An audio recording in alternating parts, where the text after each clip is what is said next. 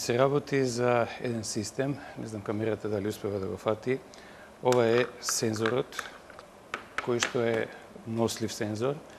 Има батерија која што трае до 7 дена. Преку соодветни електроди се прилепува на телото, мислам не преку кошова, јасно, нели? Се прилепува на телото.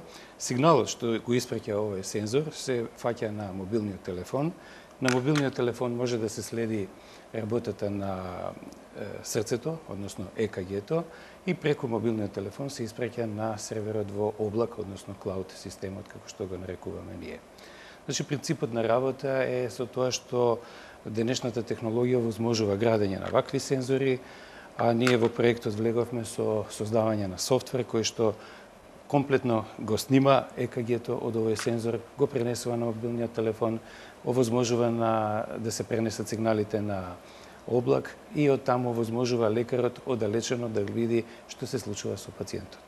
Така. А како воопшто ова вештачка интелигенција може да ја симулира работата на кардиолозите?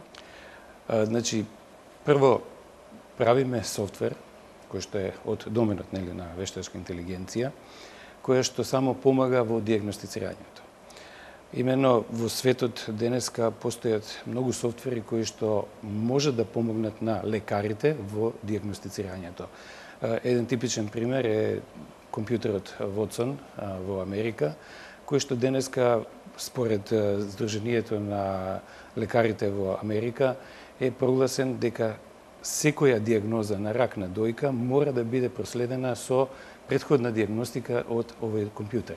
Така да вештачката интелигенција во тој поглед оди во навистина големи правци, голем замев, и она што нам тука во конкретниот проект ни е во дијагностицирањето, во предизвикувањето во создавањето на софтвер кој што ќе може да ги следи оние срцеви удари, да го следи ЕКГ-то, да открие одредени аритмии што се појавуваат кај срцето, па дури и срцев удар.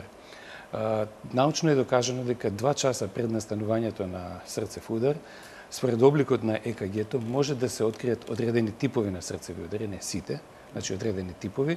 Меѓутоа, сметаме дека со ова, навистина, тоа ќе помогнеме во голема мерка, бидејќи големите штети што настануваат при срцев удар, а и при долгото поседување на овакви срцеви аритмии се всушност поради ненавремениот третман. Во тој контекст нашиот систем ќе помага на лекарите благовремено да дијагностицираат, јасно ќе помогне и на оние што го носат системот да им се дијагностицира и да се спречат оние трајни тешки последици што би настанале доколку не се интервенира на време.